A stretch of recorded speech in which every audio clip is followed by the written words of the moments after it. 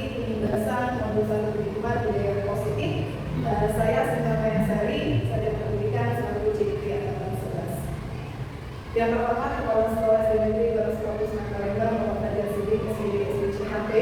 Yang terhormat semua rekan guru dan TNI SDGD 249 Palembang. Sebelum kegiatan ini dimulai, mari bersama-sama kita buka dengan melakukan basmalah. Sekali lagi terima kasih atas kesempatan untuk hari ini. Izinkan saya pada hari ini untuk menyampaikan penindasan atau diskriminasi modul 1 kehidupan budaya positif. Sebelum kegiatan dimulai, kita fokus semangat dulu. Oke, silakan berdiri Bapak Ibu guru dan semuanya. Tetap semangat yang Bapak Ibu guru ya. Tetap semangat. Jangan di dinding, dung dung dung. Jangan ding ding ding, dung dung dung. Set. Aha aha ma. Aha aha na. Aha aha semangat. Sekali lagi ya, yang bergerak itu bahunya ya. Kita sebagai guru harus fleksibel ya. Oke, betul. Sekali lagi, tetap semangat. Jangan ding ding ding, dung dung dung. Jangan ding ding ding, dung dung dung. Set. Aha aha ma. Aha aha na. Aha aha semangat. Ya, alhamdulillah sudah berbahagia ya. Insyaallah rekan-rekan kita lancar ya. Oke. Ini ya teman-teman. Oke, Bapak Ibu guru, pada pertemuan pertama ini yaitu apakah makna budaya positif dan apa contoh pengalaman positif yang telah kita terapkan. Mohon izin kepada Bapak Ibu guru, ada yang bersedia untuk menjawab kira-kira budaya positif itu apa sih dan apa yang sudah kita terapkan di sekolah. Saya yakin semua Bapak Ibu guru sudah melakukan hal ini untuk kelasnya masing-masing. Bu Mutia? Oke. Budaya positif yang akan dilakukan sebenarnya jelas itu ada kata ajaib yang kami buat lagu khusus untuk anak kelas 2 dan kelas 1 sama gambarnya 4 kata ajaib, maaf, tolong, terima kasih, dan permisi. Tentunya itu salah satu budaya positif yang sudah diterapkan di SD ini. Selanjutnya mungkin ada guru lain yang menambahkan. Terima kasih perwakilan dari guru kelas 1 dan kelas 2 ya. Luar biasa sekali budaya positifnya adalah 4 kata ajaib ya. Yang mungkin insyaallah semua rekan guru hebat semua sudah menerapkan juga ya. Oke, Bu Intan, apa Bu Intan? Bu Intan, kira-kira ada nggak sih makna atau budaya positif yang sudah Bu Intan terapkan dalam kegiatan di kelas? Budaya positif, apa yang baik positif? Kalau di kelas kami, budaya positif itu misalnya dalam ketika anak tidak mengerjakan tugas dengan kesadaran diri, mereka akan menyerah, ibarat itu menyerahkan diri, Bu, saya tidak bertugas, mau dihukum apa? Seperti itu. Nah, mereka sadar, mereka langsung ngadu ke gurunya tanpa harus diperingati oleh gurunya. Jadi mereka langsung tepat, langsung sadar, langsung minta hukuman mereka. Terus yang kedua, kalau di kelas kami itu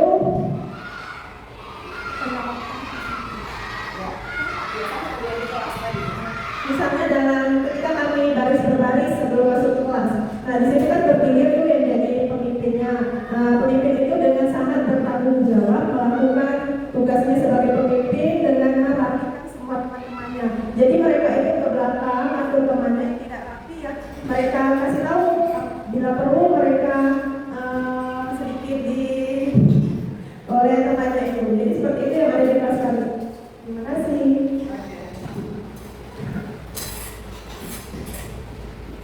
Terima kasih Mbak Bintang ya dan Bu Muti. Jawabannya luar biasa sekali, alhamdulillah ya. Insyaallah kita sudah menerapkan budaya positif ya. Oke.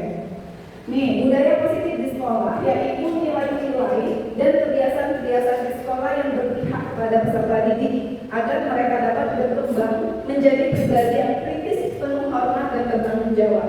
Seperti apa yang disampaikan oleh Bu Bintang tadi, ketika memang ada tugas yang belum dikerjakan, mereka mempunyai kesadaran diri ya bahwa memang mereka belum melakukan dan segera mengerjakan. Itu adalah salah satu budaya positif yang memang sudah ditanamkan oleh guru kelasnya.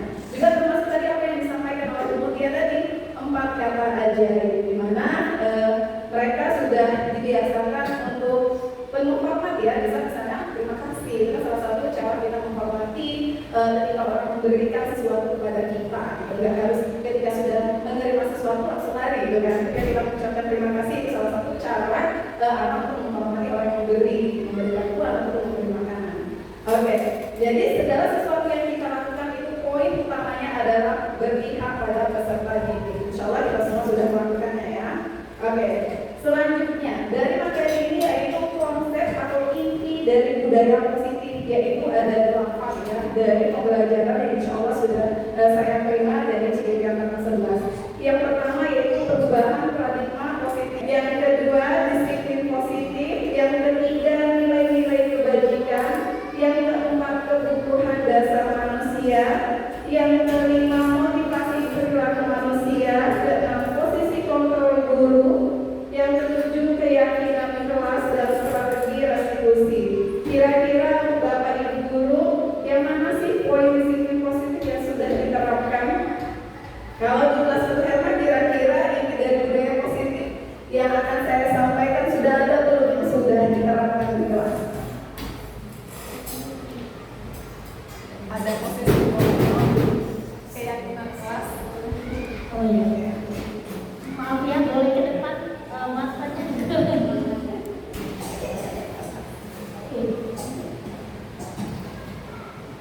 Nah ya, jadi sebagian sudah kami laksanakan, terutama keyakinan kelas.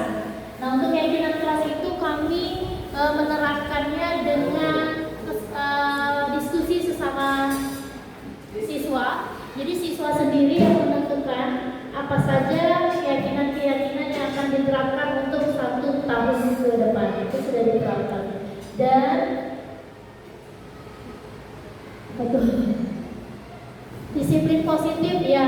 Jadi kalau kami, ini kalau disiplin positif biasanya kami seperti biasa, dan setiap hari Jumat itu tetap anak-anak setelah masuk itu duduk sendiri langsung menyapu dan menyiapkan sajadahnya kan, dan mengenanya, dan setiap sholat itu kesadaran sendiri tanpa harus misalnya diperintah, walaupun sekali-kali kadang diingatkan. Itu saja. Terima kasih. Terima kasih. Kalau di kelas biasanya pro gitu ya. Oke, terima kasih Bu Herma. Alhamdulillah kita sudah melaksanakan keyakinan kelas dan disiplin positif. Oke, kita lanjut selanjutnya. Perubahan paradigma positif ya. Nah, menurut Ki Hajar Dewantara, semua anak terlahir dengan bakatnya masing-masing atau unik. Mungkin sudah kita ketahui bersama ya, kita sudah melaksanakan kurikulum merdeka, di mana anak-anak itu mengikuti kegiatan sesuai dengan minat dan bakat yang ada pada diri mereka. Salah satunya ekskul yang kita adakan yaitu ekskul karate. Apakah semua anak ikut ekskul karate? Tidak, ya. Bahkan ada anak yang memang mengikuti kegiatan bola kaki, ya kan? Seperti salah satu contoh siswa kita Kalista. Walaupun dia perempuan, dia ikut kegiatan ekskul seperti bola kaki. Jadi gak harus ikut karate, karena memang potensi atau keinginan dari anak tersebut ya bermain bola kaki. Kita sebagai guru ataupun orang tua juga tidak bisa memaksakan untuk ikut serta ke dalam kegiatan karate.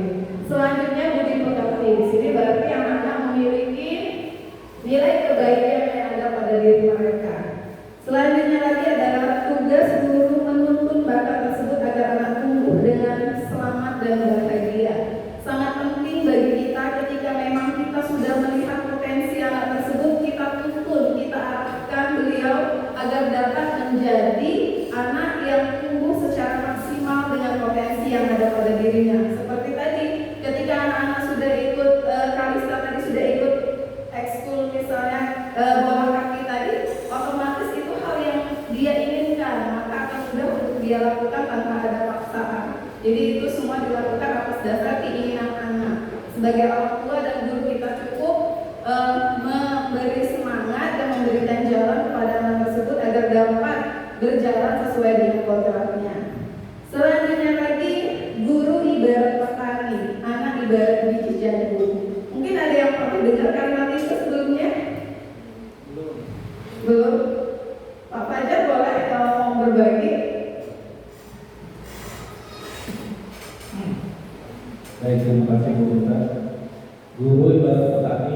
anak-anak di Jagung. Jadi anak itu lahir itu khas atau unik ya, sesuai dengan kodrat alamnya. Nah, tugas seorang guru ibarat seorang petani. Dia harus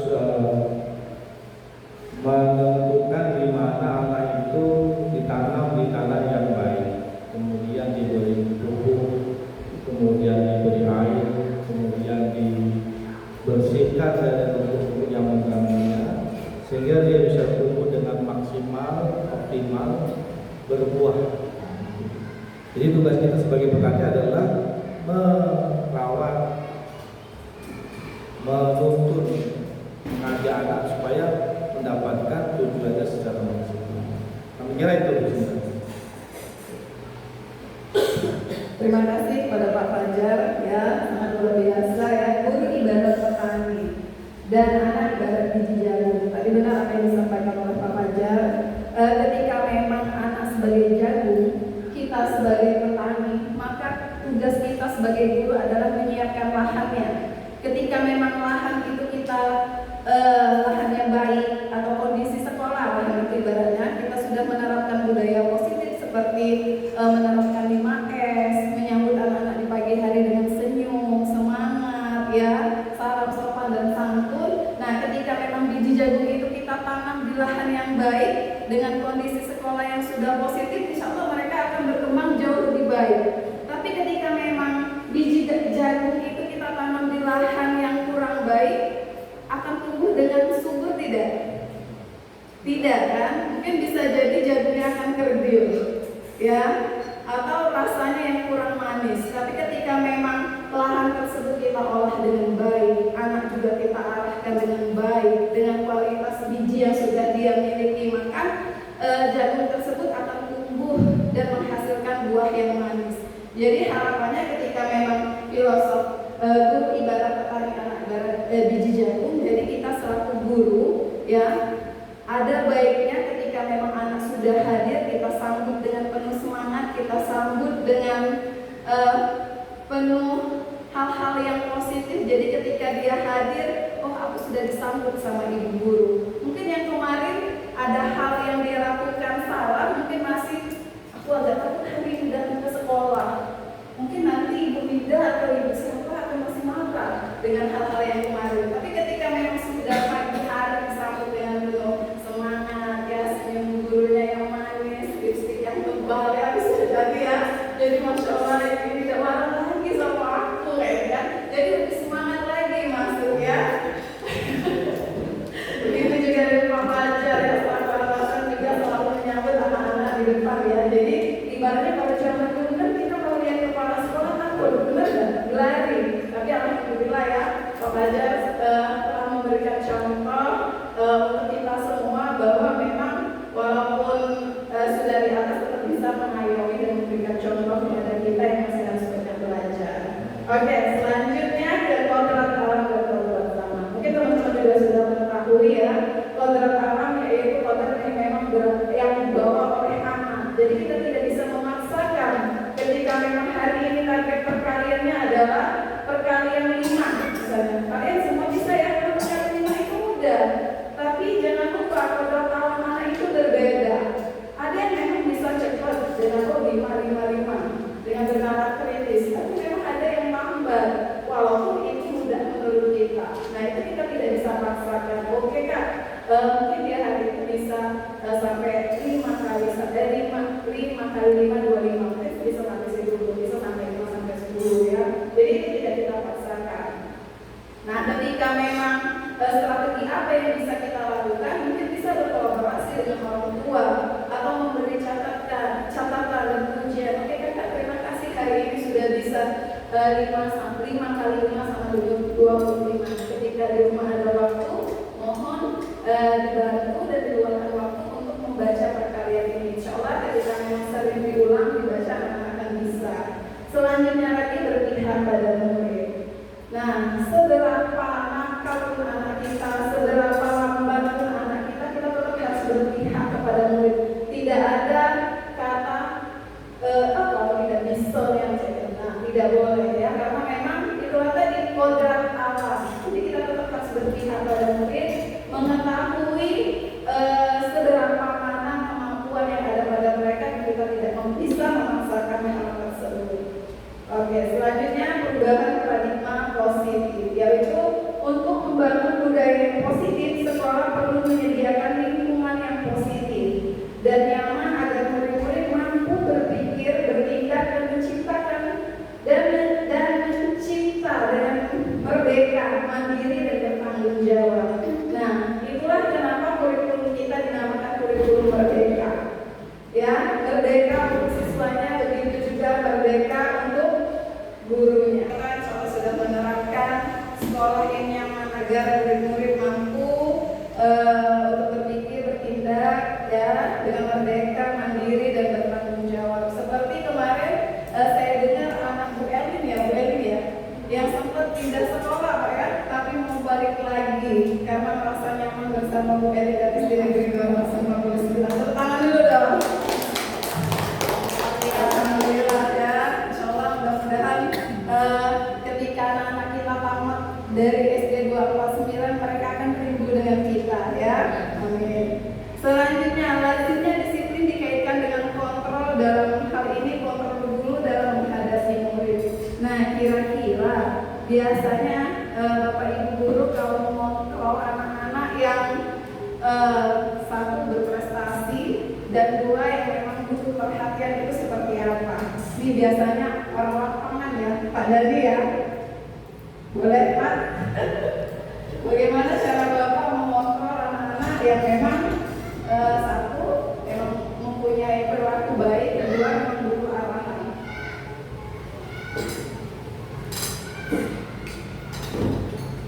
Baik, terima kasih. Untuk kontrol ya, anak yang baik dengan anak yang masih perlu. Kalau dari sih sama aja Bu, sama kayak disamakan, tidak ada dibedakan Bu. Walaupun dia yang satu lebih, yang satu kurang Bu, itu aja. Tidak ada dibedakan antara yang kurang dan lebih, sama-sama. Iya. Iya Bu. Sesudah pemberian materinya sama, tapi kan kayak yang kurang itu kita harus ekstrak lebih sabar lagi untuk. Oke, itu aja Bu. Terima kasih. Terima kasih kepada Pak Dani selaku guru ya. Kontrol yang diberikan adalah sama ya, tapi ketika memang ada anak yang butuh perhatian kita harus sedikit bersabar ya Pak ya. Oke, selanjutnya apa makna disiplin? Disiplin untuk diri sendiri ataupun disiplin untuk anak-anak? Boleh ada yang berkenan untuk menjawab? Bu Eli? Boleh Bu Eli? Kalau dari saya disiplin itu mengikuti aturan sesuai dengan porsinya. Jika memang itu misalkan datang ke sekolah, kalau tepat waktu berarti disiplin waktu.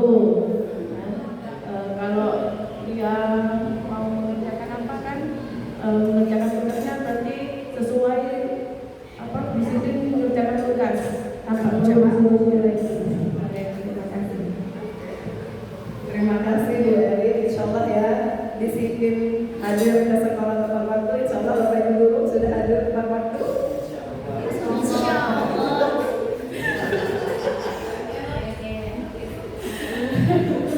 Insya Allah hari ini sudah baik, insya Allah bisa lebih baik lagi. Oke, disiplin positif. Kata disiplin sering dikaitkan dengan taat, tertib, teratur, patuh ya pada peraturan. Kata disiplin juga sering dihubungkan dengan hukuman. Benar nggak? Kalau yang nggak disiplin ada hukuman. Ya, oke.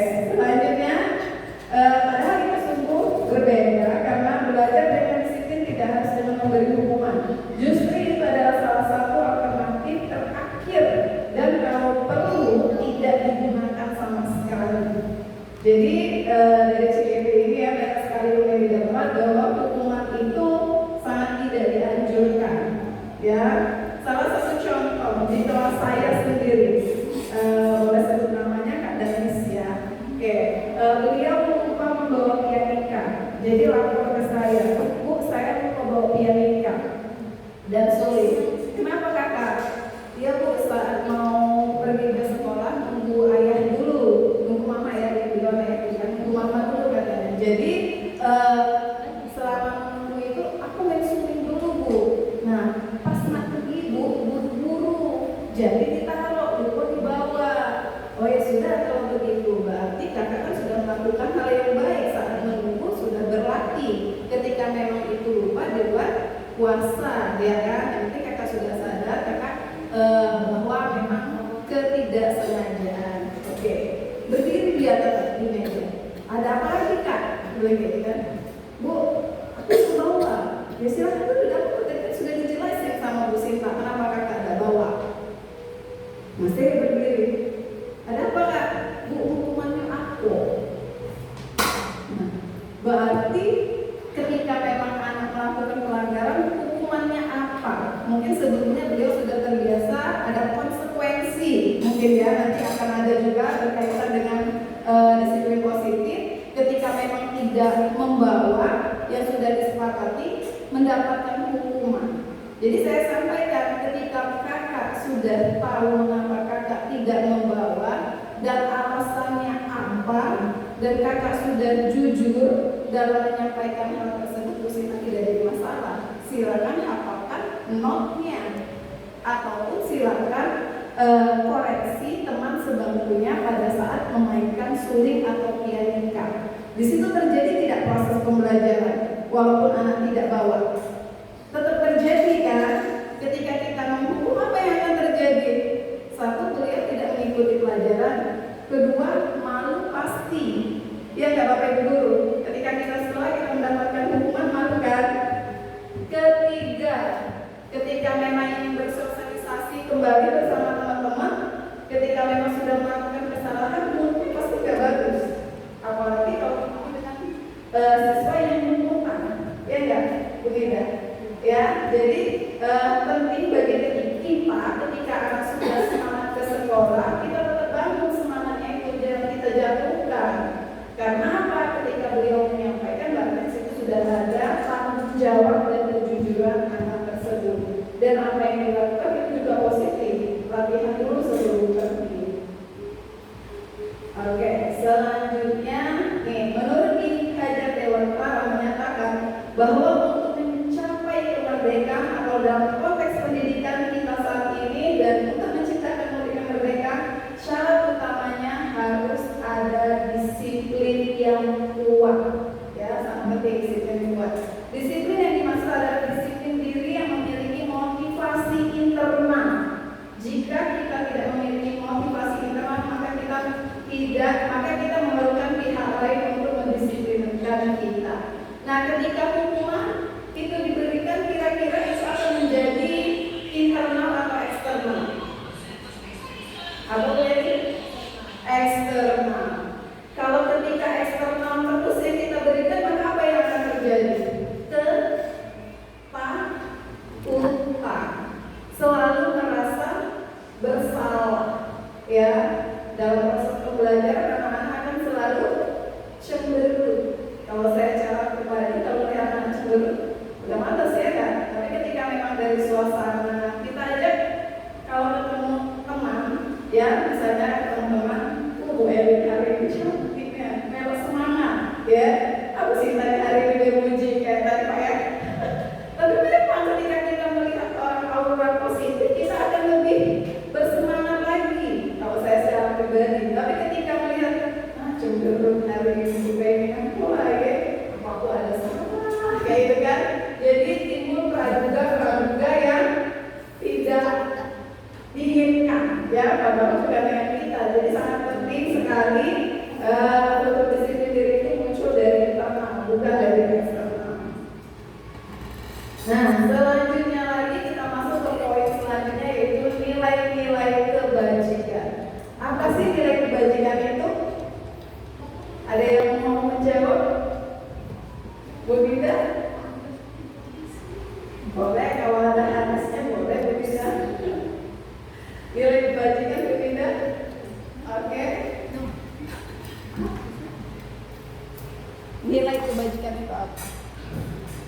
Menurut saya nilai kebajikan itu adalah suatu nilai yang mengarah pada kebaikan. Contohnya mungkin moral, etika gitu kan. Itu lebih menjurus kepada nilai-nilai kebaikan di pada apa? Nilai-nilai kebaikan pada diri orang itu sendiri. Itu saja dari saya. Oke, terima kasih. Nilai kebajikan adalah nilai-nilai kebaikan. Ya, bagi saya intinya. Oke. Selanjutnya, nih nilai kebajikan itu ternyata yang ada di dalam profil pelajar Pancasila. Bapak Ibu guru suka menyanyikan profil pelajar Pancasila? Oke, bisa. Oke. Kalau bisa nih aneh, kalau bisa boleh kita bernyanyi bersama? Oke, silakan berdiri. Kalau bernyanyi itu harus berdiri ya, nggak boleh duduk aja. Yuk, 1, 2, 3. Belajar Pancasila, beriman dan bertakwa pada Tuhan Yang Esa dan berakhlak mulia, berkebudayaan global, gotong royong mandiri, kreatif dan bernalar kritis. Oke, luar biasa sekali, alhamdulillah. Ya, nggak hanya guru kelas, guru waktu juga bisa ya, luar biasa. Terima kasih Bapak Ibu. Jadi nilai kebajikan itu yang tadi beriman dan bertakwa, mandiri, bernalar kritis, berkebudayaan global, bergotong royong dan kreatif. Oke. Nah, lanjut lagi. Boleh nggak Bapak Ibu sambil makan? Nah, kira-kira makan itu kebutuhan dasar manusia bukan? Kebutuhan dasar. Kalau tadi perutnya lapar mungkin kayak tidak konsentrasi dengan materi. Oke. Jadi sambil makan tetap sambil mendengarkan ya. Oke, kira-kira apa sih kebutuhan dasar dari manusia selain dari makan?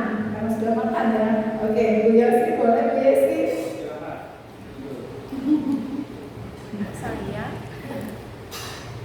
Saya kebutuhan dasar. Mungkin sandang, papan, pangan ya. Sandang? Ya. Apa? Tempat tinggal. Oh, Tempat tinggal. Oke. Itu kebutuhan. Oke. Itu aja? Iya. Sandang, pangan, papan, ya makanan, ya rumah, ya apalagi pakaian, kendaraan, ya perlu ya. Walaupun sepeda perlu ya Kak Bu. Oke, biar bisa pergi ke sekolah ya. Oke, kebutuhan manusia adalah segala sesuatu yang dibutuhkan oleh manusia untuk mempertahankan keseimbangan kondisi psikologi dan psikologi yang bertujuan untuk mempertahankan kehidupan dan kesehatan. Nih, kebutuhan dasar yang kita perlukan ya Pak Rizky. Yang pertama, cinta kasih diterima. Iya. Kenapa Pak Rizky? Oh, keseluruhan, Masya Allah. Sudah tidak ada lagi tadi ya cinta dan kasih. Oke, mungkin salah satu motivasi Pak Rizky selalu semangat ke sekolah tadi adanya cinta dan kasih. Ya. Cinta dan kasih entah diterima atau belum ya Pak Rizky ya. Oke, insya Allah kalau kita rekan sejawat telah memberikan cinta dan kasih dan menerima Pak Rizky untuk hadir bersama kami ya Pak ya. Begitu juga dengan keluarga Pak ya, ketika mendapatkan perhatian, cinta kasih dari keluarga, insya Allah ketika Pak Rizky akan melakukan aktivitas, melangkahkan kaki itu akan lebih mudah, apalagi cinta dan kasihnya ada di sekolah. Selanjutnya, kesenangan. Nah, ketika memang kesenangan ya itu terpenuhi, tidak dibatasi. Misalnya tadi anak ingin ekskul sepak bola ya, atau bola kaki. Nah, itu kan salah satu kesenangan mereka. Nah, ketika memang sudah diarahkan, wah aku besok sekolah karena hari ini ada kegiatan ekskul bola kaki. Nah, senang kan? Tapi ketika memang hari ini ada kegiatan bola kaki, sedangkan aku mau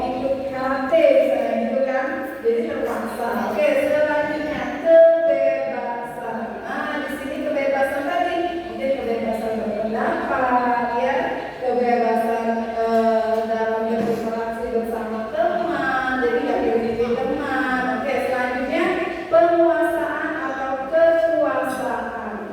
Nah, di sini kekuasaan bukan berarti aku yang paling hebat, aku yang paling kuat. Tapi ketika memang anak memiliki prestasi, perlu kita sampaikan tuh ke rekan. Misalnya kan sudah memimpin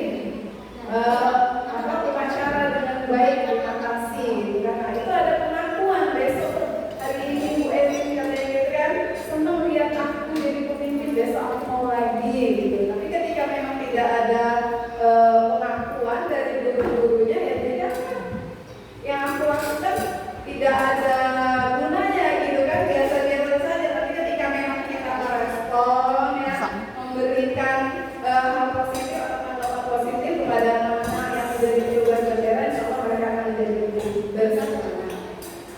Selanjutnya bertahan hidup. Nah, bertahan hidup di sini salah satunya tadi adalah makan. Ketika sudah sarapan dari rumah, tentunya mengikuti kegiatan di sekolah itu akan jadi lebih semangat, tidak ada yang pusing ya, atau sakit perut dan lain-lainnya. Oke, selanjutnya, apakah motivasi dari perilaku manusia?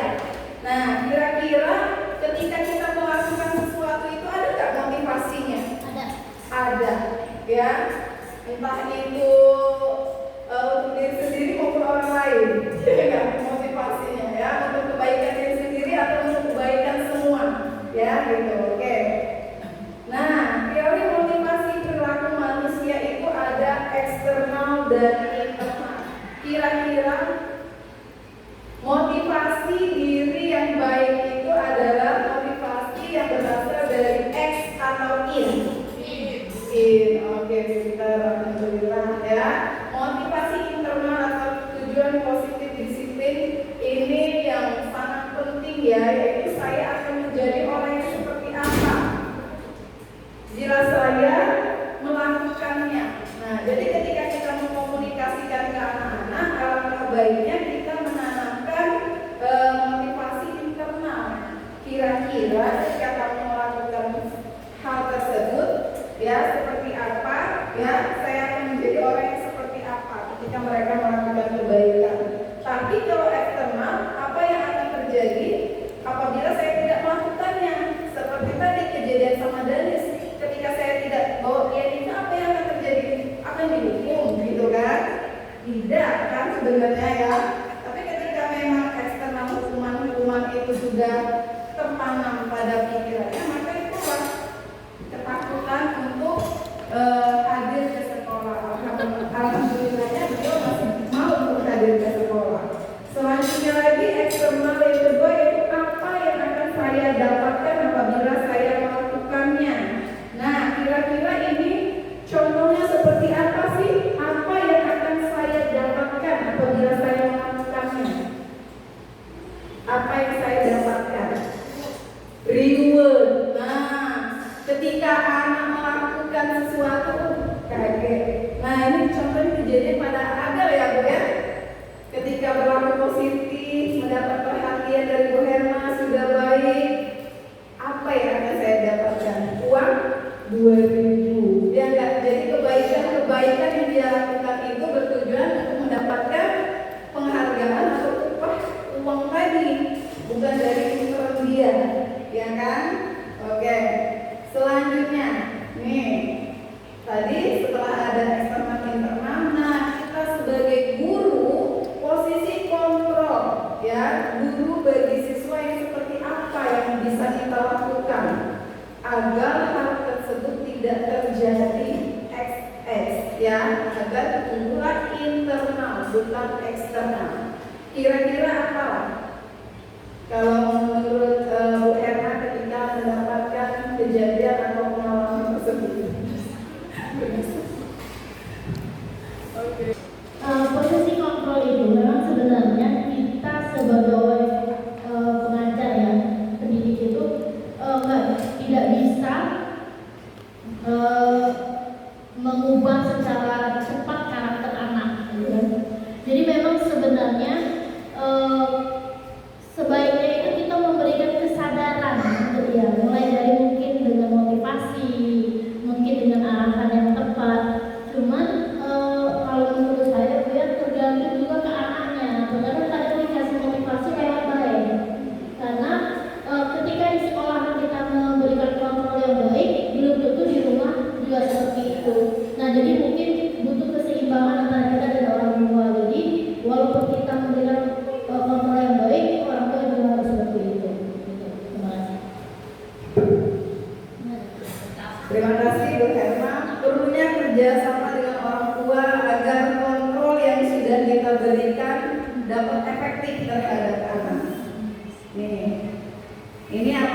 Kira-kira gambar yang ada miskonsepsi tentang teori kontrol. Nah, miskonsepsi. Ilusi guru mengontrol murid. Kira-kira boleh nggak guru mengontrol murid? Kamu harus ini, kamu harus itu, kamu harus begini, kamu harus begitu, kamu ikut ini, kamu ikut itu. Tidak ya? Oke, selanjutnya ilusi bahwa semua penguatan positif efektif dan bermanfaat, seperti pemberian tipu, pujian yang berlebihan, ya. Itu kira-kira boleh atau tidak? Efektif atau tidak? Hah? Efektif Pak ya? Kalau berlebihan tidak. Kalau boleh tidak, tapi kalau cuma memberikan reward kan boleh. Kalau reward boleh. Oke, nanti akan ada materi selanjutnya terkait reward. Selanjutnya ilusi bahwa kritik dan membuat rasa bersalah mampu menguatkan karakter. Jadi kira-kira kalimat apa yang sering kita ucapkan anak menjadi merasa bersalah? Nakal, ya, nakal, telat, nakal. Kayaknya gimana Pak Fajar, Ibu Sinta nih, karena telat terus.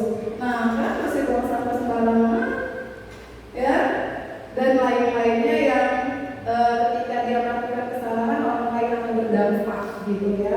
Nah, itu miskonsepsi tentang teori kontrol. Ilusi bahwa orang dewasa berhak maksa. Ayo sini, kalau sini. Gak usah lah kalau bawa kaki, Alisa itu cewek, kalau karate lebih bermanfaat, bisa membela diri. Itu memaksa, anaknya gak mau, gitu. Ya, itu hal yang tidak boleh dilakukan.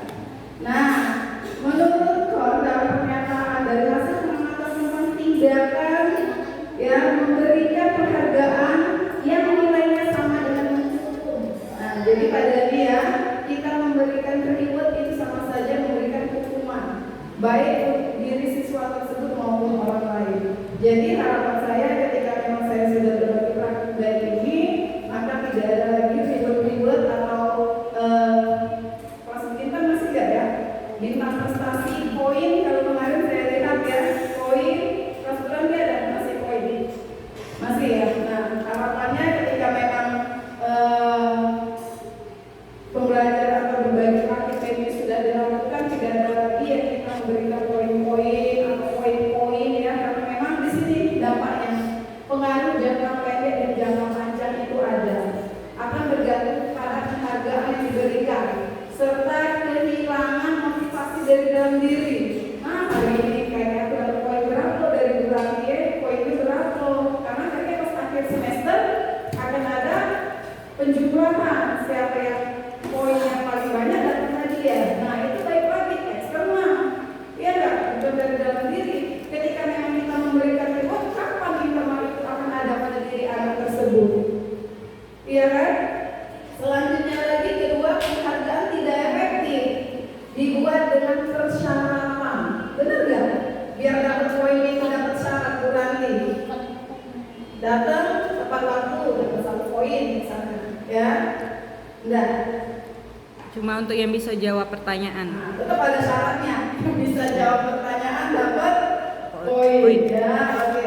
Penghargaan merusak hubungan. Nah, ini yang lebih bahaya ya.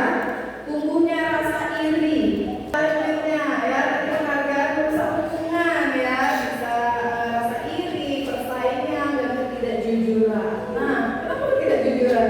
Ya mungkin tadi syarat siapa yang bisa jawab ya. Mungkin temannya tadi minta pendapat, mungkin itu jawabannya. Anak tersebut yang menjawab. Nah, itu kan dosa hubungan kan. Jadi oke. Tapi kita perlu merasakan hal tersebut saat sekolah. Pernah kan? Oke. Selanjutnya penghargaan menurunkan kualitas dan kreativitas. Siapa cepat dia dapat. Nah, ya siapa cepat kayak dia. Yang lambat ya tidak gitu. Kenapa bisa dikatakan menurunkan kualitas dan kreativitas? Ketika kita memberikan tugas misalnya membuat puisi. Nah, membuat puisi, abang, membuat puisi itu tentunya kan butuh imajinasi, butuh pengetahuan ya. Dan tentunya ketika memang anak-anak yang bisa sudah mengerti menggunakan majas, jadi dia akan memasukkan majas-majas di pertola, baru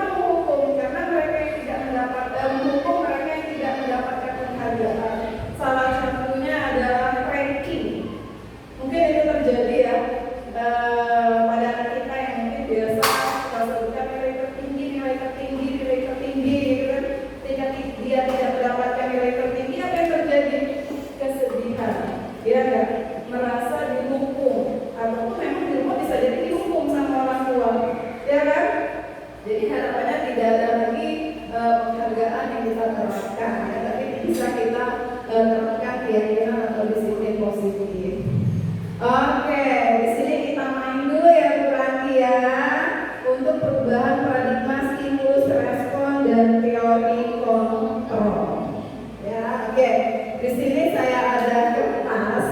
Silakan Bapak Ibu tulis yang Bapak Ibu sukai. Terserah makanan boleh, apa pokoknya yang Bapak Ibu sukai. Tapi jangan suka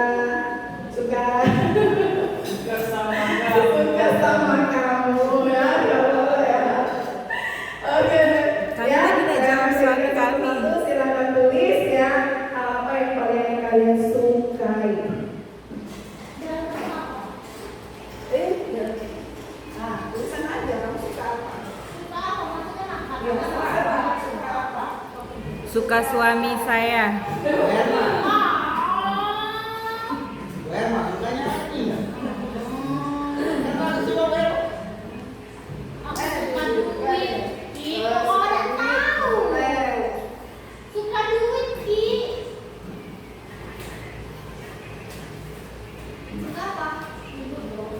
Suka apa? Suka apa? Suka apa?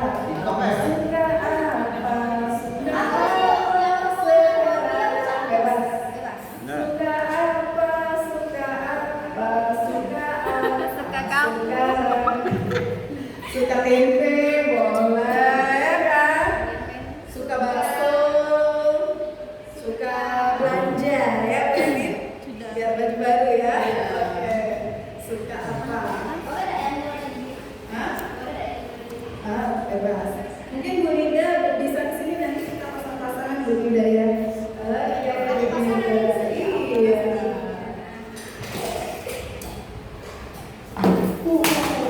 Oke.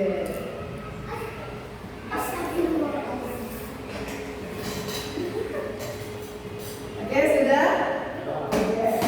Kalau sudah, silakan apa yang kalian sukai itu genggam dengan erat. Genggam dengan erat. Nah, ya, betul ya? Kalau yang kita suka pasti kita genggam kan? Kita suka sama suami kita genggam, mungkin kita lepaskan begitu saja. Ya, oke sudah. Oke, sekarang minta tolong kepada Pak Dani, bisa nggak Pak Dani ambil atau buka kesukaan yang ada pada Pak Rizky, begitu juga Bu Herna ambil kesukaan yang ada pada Bu Yesi, begitu juga Bu Elin dan Bu Nida. Coba, yuk, saling coba. Siapa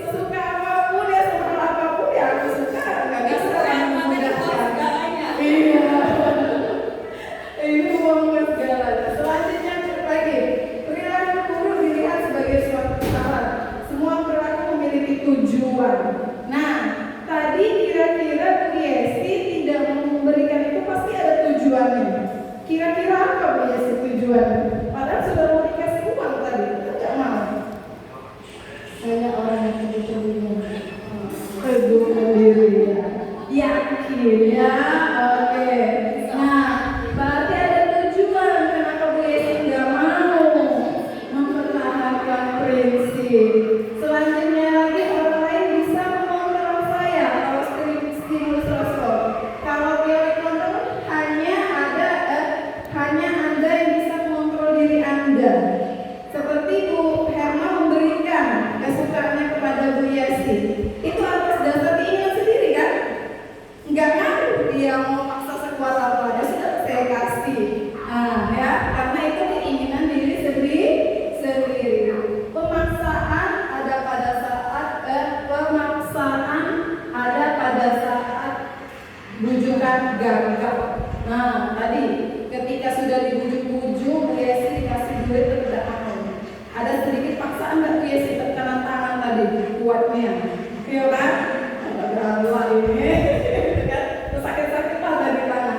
Oke, selanjutnya kolaborasi dan kesepakatan menciptakan pilihan-pilihan baru. Mungkin tadi kalau adanya kesepakatan, adanya kolaborasi, insya Allah tadi dengan senang hati akan terbuka sendiri tangannya, iya kan?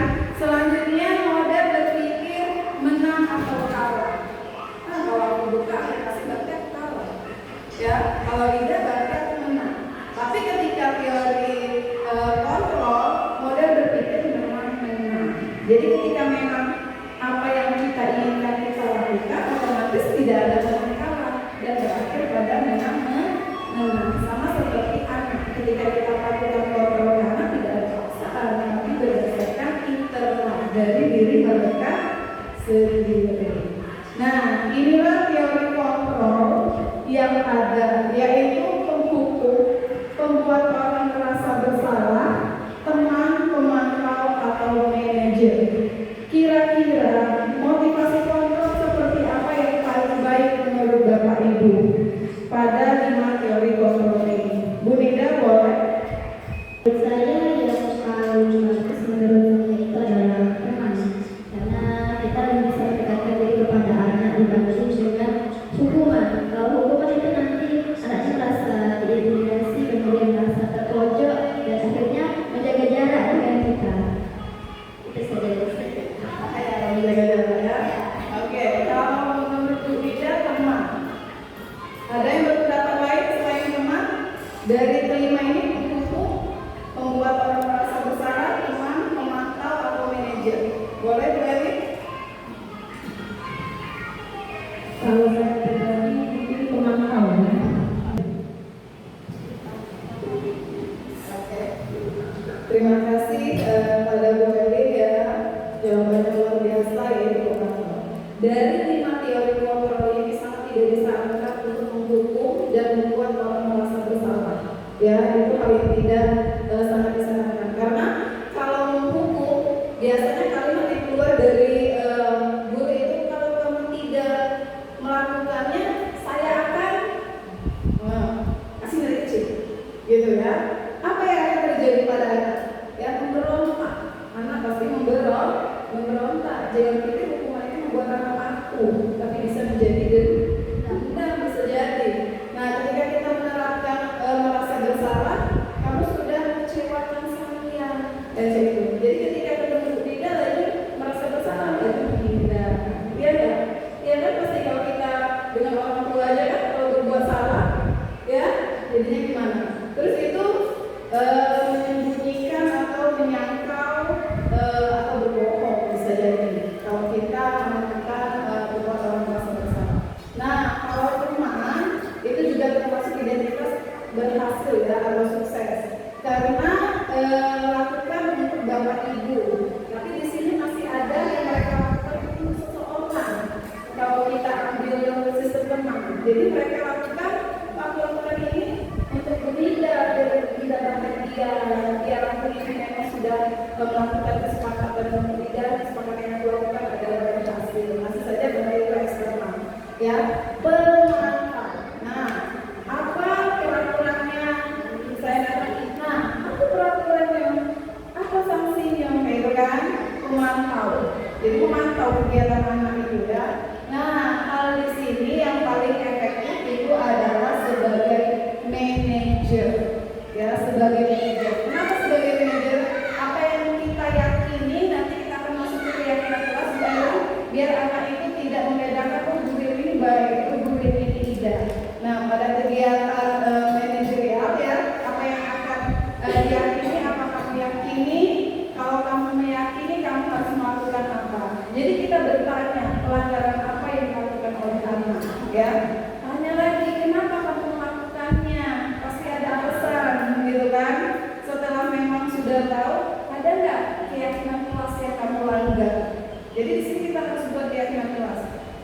sudah disepakati seperti di kelas saya itu sudah ditandatangani.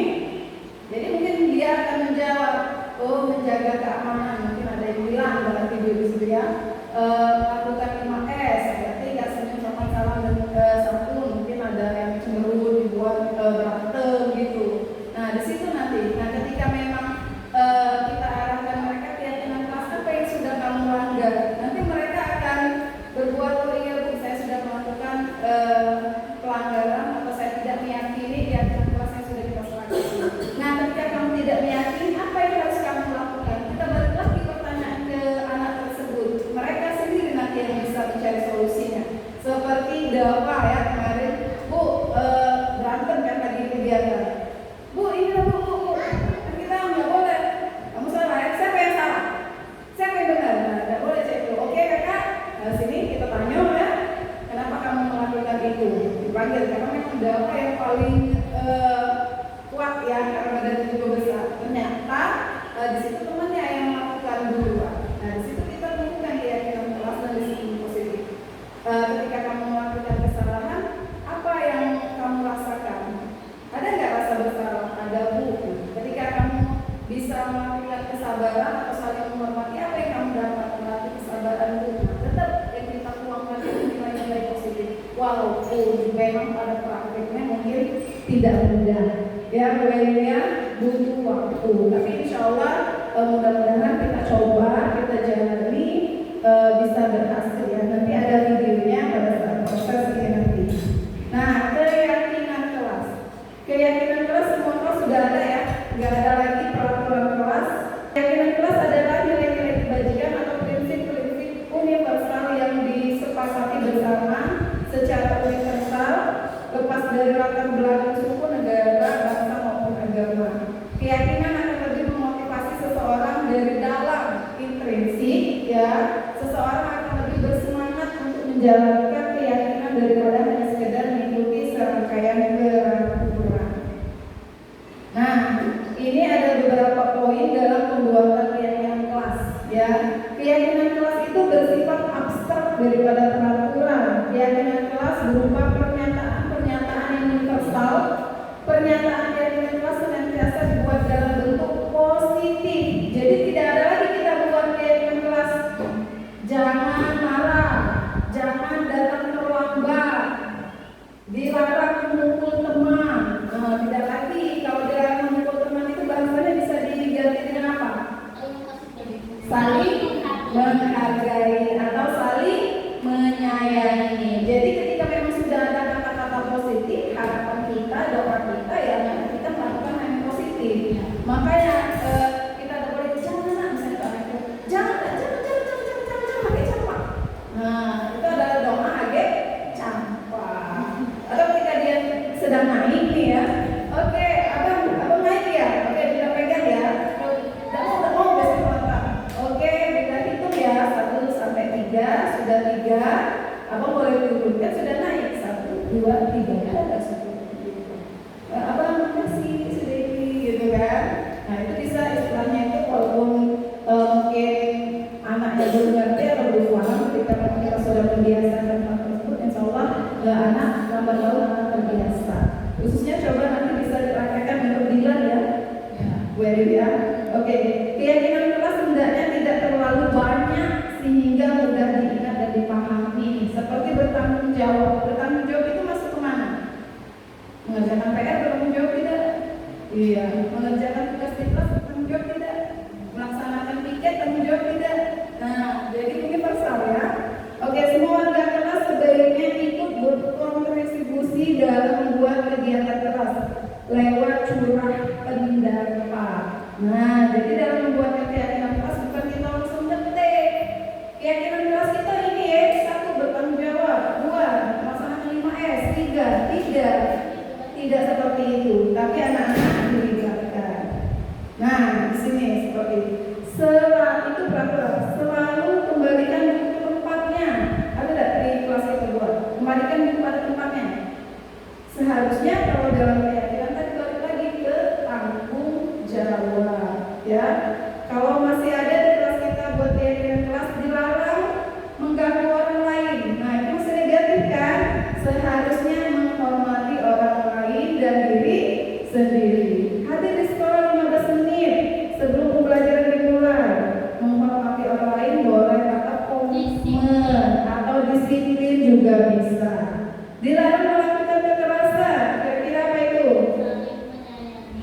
Dilarang, oke, bisa. Keselamatan, menghormati orang lain, ya. Oke, selanjutnya dilarang menggunakan narkoba. Kesehatan bisa, ya. Ada yang kelas kita kesehatan? Belum ada, ya. Oke, selanjutnya gunakan masker. Itu kesehatan dan keselamatan. Jadi semua, nggak hanya pakai masker aja, nanti akan berdampak ke kegiatan-kegiatan yang lainnya. Dan juga jangan berlari di kelas atau kantor, itu keselamatan dan keamanan. Jadi kalau kita buat keselamatan, berarti bisa masuk dari gunakan masker, keselamatan, jangan berlari, keselamatan, ya. Oke, selanjutnya, nih perbedaan hukuman dan konsekuensi. Silahkan perhatikan, nanti ada pertanyaan kembali untuk kira-kira ini masuk ke dalam hukuman atau konsekuensi, ya. Sesuatu yang menyakitkan, hukuman dan sakit, tidak hukuman itu sakit, sesuatu yang harus terjadi, itu konsekuensi karena sudah terjadi. Dan selanjutnya lagi membuat anak sakit ketika dihukum, iya, untuk jangka waktu lama itu pasti. Sakit hati itu iya, yang tadinya suka misalnya pelajaran dengan Pak Dhani, suatu saat dia melakukan pelanggaran, Pak Dhani malah habis-habisan sakit hati. Berkepanjangan nggak? Iya. Akan takut tidak untuk melakukan gerakan-gerakan selanjutnya? Iya. Ya, membuat anak merasa tidak nyaman dalam jangka waktu pendek. Kalau konsekuensi itu dalam jangka waktu pendek, tapi kalau hukuman dalam jangka waktu panjang. Anak membenci kedisiplinan, harus datang tepat waktu, gitu, disiplin. Ya. Selanjutnya lagi anak menghargai disiplin, ya. Paksaan, nah kalau hukuman itu paksaan, tapi kalau konsekuensi itu stimulus dan tangkapan, ya. Selanjutnya lagi mendorong anak menyakiti diri sendiri, hanya mendorong anak agar mudah menyesuaikan diri. Konsep diri yang buruk kalau hukuman, kalau konsekuensi konsep diri yang baik tadi, ya. Anak belajar untuk menyembunyikan kesalahan kalau sunnah, benar tidak? Kalau anak melakukan kesalahan, kalau ada hukuman dia diam. Tapi ketika konsekuensi mungkin dia akan belajar untuk mematuhi peraturan, dia akan cerita seperti Dennis tadi, cerita dia tuh ini. Padahal memang tidak ada lagi penerapan hukuman, ya, di kelas 5B. Selanjutnya marah, rasa bersalah, dipermalukan, merasa tak dihargai. Benar kayak ketika dimarahin? Tidak usah jauh-jauh itu dia di kawan, orang pasan, masih tidak dihargai, dongkol, ya nggak malu dengan rekan sejauh. Nah itu kalau konsekuensi kehilangan hak, dibuat tidak nyaman, diajarkan untuk sementara. Ya, oke, insyaallah paham ya, Bu ya. Oke, ini selanjutnya kira-kira Pak Dhani mencatat 100 kali di dalam buku kalimat saya tidak akan datang terlambat. Nah ini terlambat, ya, karena terlambat ke sekolah. Pak Dhani suruh catat dengan terlambat. Kira-kira hukuman atau konsekuensi, Pak? Hukuman. Hukuman. Kita lihat. Disuruh nyatet kan? Hukuman karena dia bermain di istrinya. Selanjutnya, Lari Bu mengeliling. Nida, lari mengeliling lapangan basket 2 kali karena terlambat hadir di sekolah. Hukuman. Hukuman. Kalau dulu kita pakai bendera, ya. Hukuman. Oke, yes. Bu Elin, murid diminta untuk push up 15 kali karena tidak menggunakan masker ke sekolah. Hah? Hukuman. Itu menggantikan kertas tugas teman yang telah dicoret-coret. Konsekuensi. Karena dia sesuai dengan konteks. Ya, oke, selanjutnya apa itu? Membersihkan tempat air di meja tulis karena tersenggol pada saat belajar. Nah, ada konsekuensi, ada hukuman, ayo. Membersihkan. Berarti. Oh iya, Membersihkan konsekuensi. tumpahan air di meja tulis Tanggung jawab karena dia. tersenggol pada saat belajar. Yes, konsekuensi. Selanjutnya lagi, meminta murid tidak mengenakan sepatu seharian di sekolah karena tidak mengenakan sepatu hitam. Nah, itu sampai SMA saya. Yakin hukuman? Pada ini konsekuensi.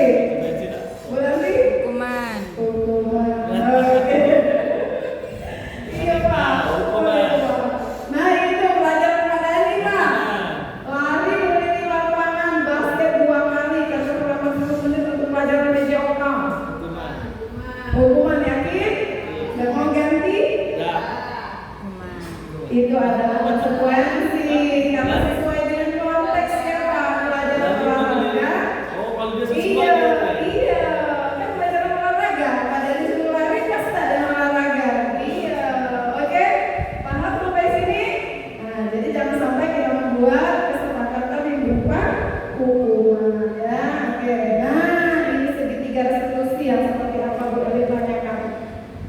Ya, di situ ada dalam segitiga itu ada menstabilkan identitas dulu. Bu Eli kita tidak menunjuk siapa yang benar, siapa yang salah. Validasi tindakan yang salah, apa yang salah dari dirinya, lalu menanyakan keyakinan apa yang sudah kita sepakati. Ya, selanjutnya restitusi itu adalah proses menciptakan kondisi bagi murid untuk memperbaiki kesalahan mereka sehingga mereka bisa kembali dapat kelompok mereka dengan karakter yang lebih baik. Di sini juga saya bisa belajar ya, belajar kita sama-sama belajar. Oke, 9 ciri restitusi. Yang satu ya belajar dari kesalahan. Selanjutnya memperbaiki hubungan. Nah, jadi ketika Bu Eli melihat anak itu melakukan kesalahan, tidak akan ada rasa benci antara ketika kita sudah mendapatkan 3 restitusi tadi. Tawaran bukan paksaan. Ya, oke, Lois, kami selesai. Nah, ya, selanjutnya lagi menuntut untuk melihat ke dalam diri. Kita kembalikan ke diri anak tersebut. Nanti dia bisa menjawab apa yang salah dari mereka. Restitusi mencari kebutuhan dasar yang berdasarkan tindakan. Yang keenam, restitusi diri adalah cara yang paling baik untuk memperbaiki diri. Nah, untuk memperbaiki dirinya nanti coba kita terapkan kepada Satria dan teman-teman ya. Restitusi fokus pada karakter bukan tindakan. Nah, jadi bukan tindakan tapi karakter ya. Restitusi juga fokus pada solusi. Solusinya itu apa? Restitusi membalikan murid yang berbuat salah pada kelompoknya. Jadi bukan diasingkan. Apakah Kirana? Jadi salah satu dari restitusi. Oke, kamu sering datang kamu bersalah bukan? Oke, berbuat kesalahan itu ada yang belajar. Setiap orang pasti pernah melakukan kesalahan. Tapi kita harus bisa memperbaiki kesalahan tersebut. Kirana datang ke kantor pasti ada alasannya. Kenapa Kirana datang ke kantor?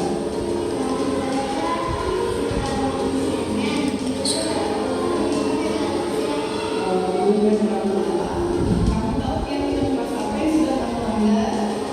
Oke, menurut kamu keyakinan keras apa yang sudah kamu langgar? Oke, menurut kamu disiplin itu penting tidak? Oke, ya Kirana kamu sudah tahu ya. Dan menurut kamu apa yang akan kamu lakukan agar kamu tidak dapat terulang lagi? Oke, baik Kirana kamu sudah tahu solusinya dan begitu juga kamu bersama dengan orang tua agar kamu tidak dapat terulang lagi. Sama Kirana melakukan kemampuan kamu dan sama-sama menjadi kelas. Oke, nah jadi kesalahan yang mereka lakukan sebenarnya balik lagi ke dia. Apa yang kamu mereka sendiri kenapa datang telat? Menurutku aku ini. Jadi balik lagi kita sudah punya keyakinan keras. Keyakinan keras apa yang sudah kamu langgar itu kedisiplinan. Berarti biar kamu tidak datang terlambat lagi apa yang harus kamu lakukan? Alhamdulillah ya, kira-kira beberapa hari ini tidak datang terlambat ya.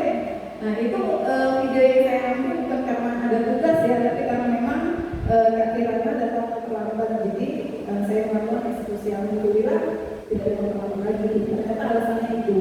Kalau kemarin kan Bapak Dewan ini ternyata tidur yang terlambat. Karena tersadari kan mereka mengungkapkan apa alasannya.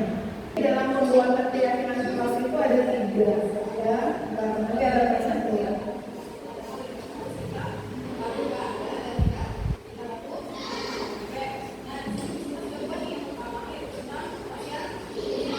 Kelas yang diinginkan.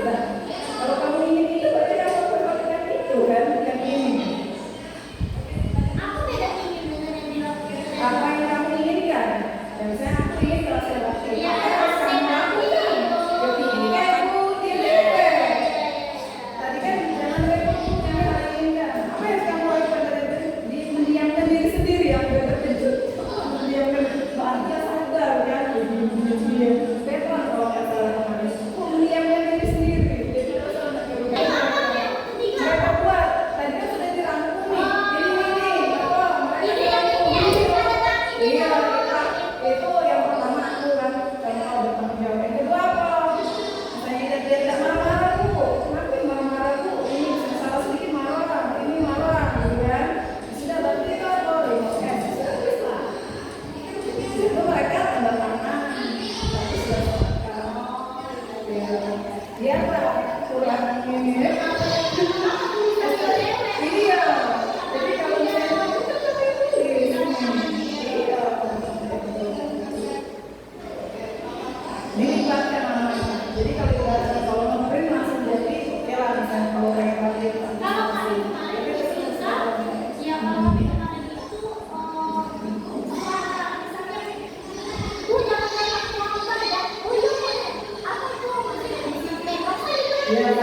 makanya itu tidak ada yang diinginkan yang dilakukan tidak langsung. Jadi bisa ada yang sama di lagi ada yang sama di hati itu penguatan dari Namanya harus dilakukan.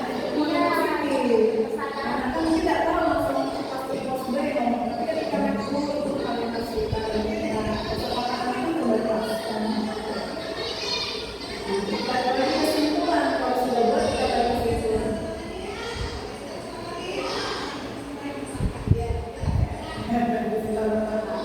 Mengesahkan. dia sekali itu apa tanda-tanda di sana. Iya. Itu udah sih, keren juga sih. Oke, selesai. Tidak harus tanda tangan kalau berarti Cap. pena, Iya, ya, cap. jempol. Atau mereka mau apa gambar hati-hati ya nanti kan biasanya boleh. Stiker atau Aku kasih tanda tangan biar rajin ya. Dan harus buat namun yang mereka mau di Iya. situ. Iya. Oke. Terima kasih.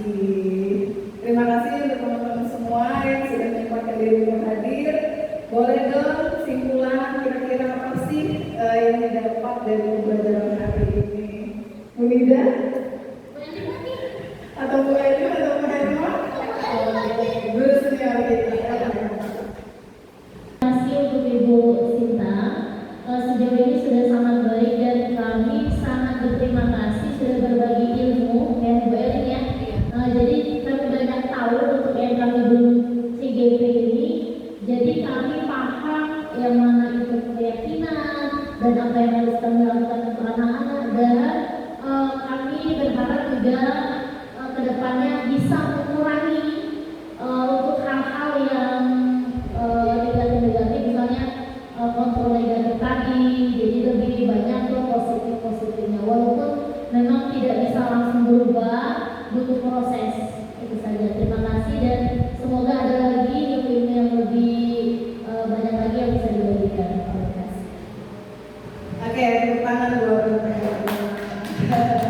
Terima kasih ya rekan-rekan semua. Insyaallah ketika memang ada hal yang baru dari Cibita Kampus ini, saya siap untuk berbagi di kombel kita. Hari ini kan memang jadwal kombel ya. Oke. Bapak Guru atas kehadirannya menyempatkan waktu untuk sama-sama belajar, berbagi ilmu ya. Mudah-mudahan apa yang kita lakukan, apa yang kita pelajari hari ini dapat memberikan dampak positif dan perkembangan baik bagi anak kita di masa depan. Dan insyaallah kita persilahkan juga terhadap anak kita selama anak tersebut menggunakan ilmu yang kita dapatkan dan insyaallah anak kita menjadi anak yang sukses ya.